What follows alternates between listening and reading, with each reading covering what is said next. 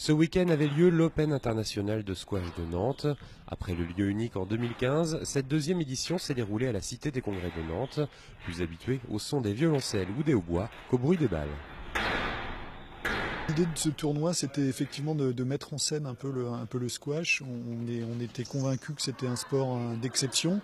Et l'idée, c'était de le mettre en scène pour le démocratiser et faire en sorte qu'il se développe.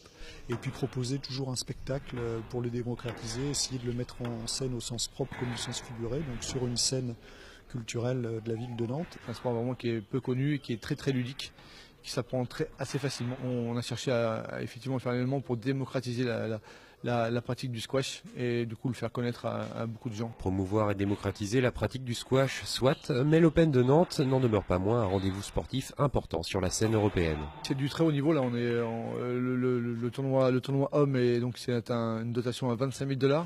Donc c'est le 7e événement européen. Le premier événement ex-aequo en France où il y a déjà un 25 000 $ à Paris mais où ils ne peuvent pas accueillir beaucoup de personnes. Donc là on est vraiment le premier événement de la rentrée. En France, le squash compte 250 000 pratiquants pour 30 000 licenciés. Notez que le champion du monde en titre est le français Grégory Gauthier.